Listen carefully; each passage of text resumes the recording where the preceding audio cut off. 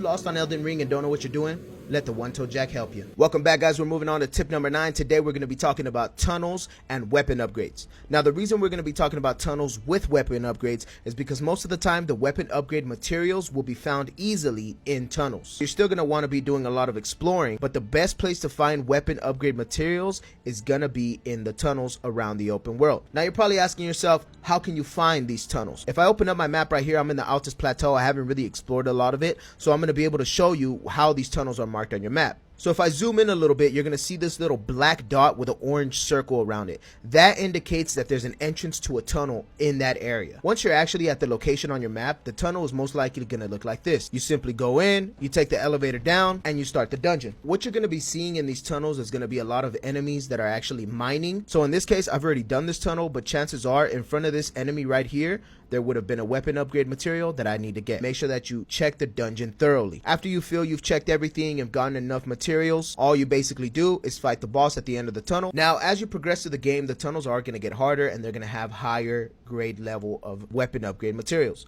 So for instance, in this cave, it's going to be dropping weapon upgrade materials that are only level 1. Later on in the game, they're going to be dropping weapon upgrades that are available at level 6 or 7. So now you might be asking yourself, well, what are the materials to upgrade your weapons? What you're going to want to do is you're going to want to press start. You're going to want to go to inventory. You're going to want to look for bolstering materials. So there's two types of materials to upgrade your weapon. There's smithing stones and there's somber smithing stones. Now, as you see here on the smithing stone, this is a level 1 smithing stone. This is a level 2, level 3, level 4, and so on and so forth. The same goes for the somber smithing stones. This is a level 1, this is a level 2, 3, 4, and 5. Now, if you're confused as to where to upgrade your weapons, all you got to do is press select on your map.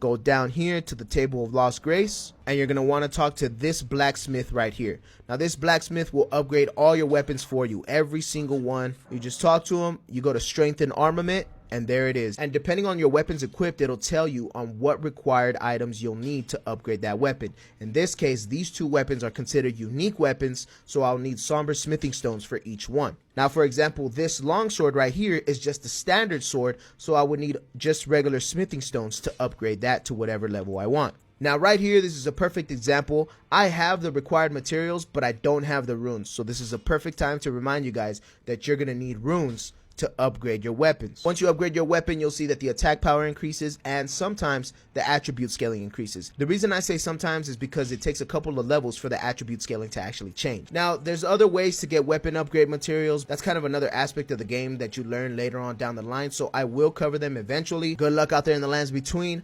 I'm your boy OneToedJack, and I'll see you later.